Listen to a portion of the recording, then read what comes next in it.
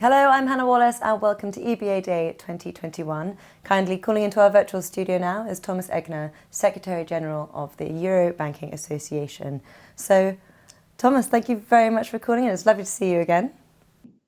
Thanks, Hannah, and nice to meet you again after last year's time. Yes, of course. We touched base back in November last year, so I'm really eager to catch up and hear what insights your thought leadership stream has delivered since then. So, could you update us? Sure, Hannah. Although it's just a few months since we last spoke, lots has happened in our thought leadership and innovation stream. And let's start with open banking. If you remember, in mid-2020, we had published a paper on digital trust and the role it plays in building stronger customer relationships. This now has been followed by work on the topic of digital transformation within financial institutions. And our new paper zooms in on priorities, challenges, points of attention for banks as they are shaping their digital operating model. The report will be published at EBAday, and of course I will not disclose any details at this stage. But to make you a bit curious, I can say that the paper contains direct insights provided by chief digital officers from leading European banks. And we conducted 12 of these interviews to really substantiate the findings of our report. And all of these digital officers, they all shared with us their lessons learned from their implementation journey, which was really, really helpful for the group, but also for us. And it's also important for the reader to fully grasp the strategic impact of the topic. The next item, which is really top on the agenda, are digital currencies. And digital currencies and their consequences for commercial banks are another big item for the industry, as you know. The prospect of a central bank issued digital euro in particular has raised many questions in the market.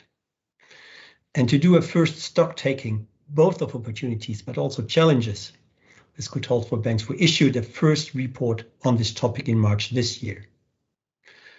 And we will continue this journey by zooming in more closely on the CDBC topic and the role such currencies may play in future.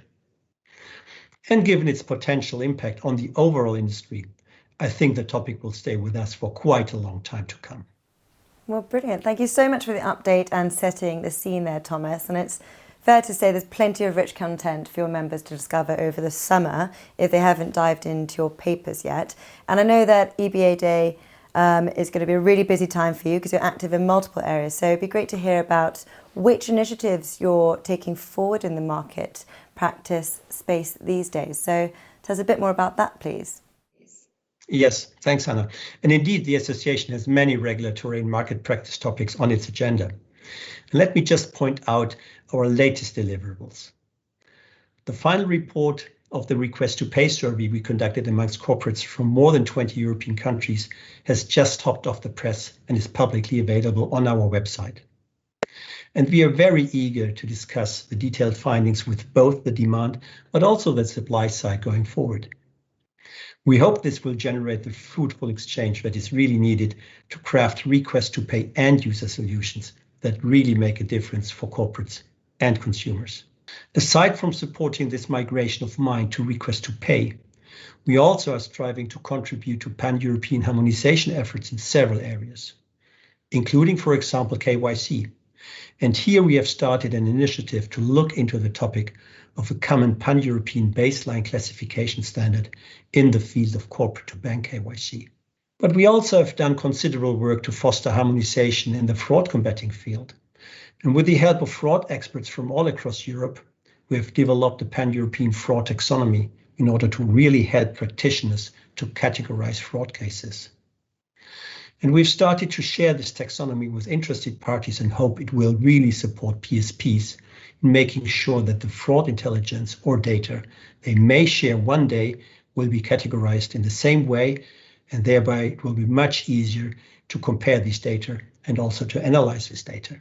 Well, as I said, the EBA has clearly been very busy, and I know our audience will be really eager to hear what you consider are going to be the hottest payments topics this year. So what can we expect further down the line then, Thomas? Well, that's a good question, Hannah, and it's really hard to answer. But I think that the last year has definitely shown that payments need to be and are a high priority item on the agenda of banks. And if the credo in the previous years was a payment is a payment is a payment, and I think you remember these times, I think compared to these old times, I will say, we all have understood that a payment is much more than a payment. It's one important key for strengthening the customer relationship and is absolutely necessary for providing account-related services to the customers. The strategic relevance of payments has also been strongly acknowledged at the political and regulatory level. And this is very much reflected in the Commission's retail payment strategy and the digital finance package. Both these documents play a very important role in setting the scene for the payments reality to come. And I think getting there will keep banks and other service providers busy for the next few years. And I must say, at the Euro Banking Association, we really look forward to supporting our members and also the wider industry on this ambitious journey to a digitized and fully integrated European payments ecosystem. So watch this space, it's fair to say. And Thomas, as always, it's really good to catch up with you and get an update. And looking forward to hearing from you further down the line during EBAday. So thank you very much. Thank you, Hannah, and have a good EBA day.